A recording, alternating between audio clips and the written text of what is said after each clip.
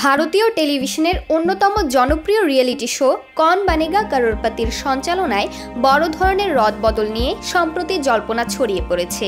অমিতাভ বচ্চনের পরিবর্তে এবার সালমান খানকে সঞ্চালকের ভূমিকায় দেখা যেতে পারে এমন গুঞ্জন শোনা যাচ্ছে নেট দুনিয়ায়।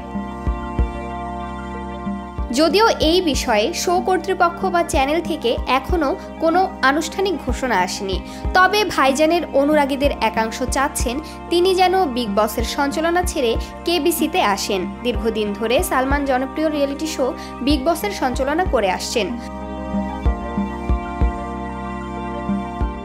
2000 সালে শুরু হওয়া কৌন বনেগা করোড়পতির প্রথম সিজন থেকেই সঞ্চালনা করে আসছেন বলিউডের শাহেনশাহ অমিতাভ বচ্চন।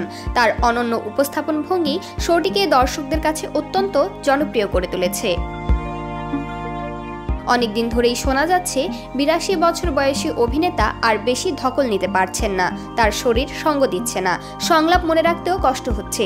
শরীরে জড়তা গ্রাস করায় জনপ্রিয় রিয়েলিটি শো ছেড়ে দেওয়ার সিদ্ধান্ত নিয়েছেন অমিতাভ বচ্চন। মাঝে গুঞ্জন ছিল তার বিদায়ের পর শোয়ের সঞ্চালকের গুরুদায়িত্ব যেতে পারে তারই পুত্রবধূ ঐশ্বরিয়া রাই বচ্চন কিংবা বচ্চন পরিবারের বড় ছেলে খ্যাত অভিনেতা শাহরুখ খানের কাছে। মাঝে একটি সিজনে শাহরুখ খান সঞ্চালনার দায়িত্ব পালন করলেও সেই সিজনটি সেভাবে জনপ্রিয়তা না পাওয়ায় পরবর্তীতে আবারও সমমহিমায় ফিরে আসেন অমিতাভ বচ্চন।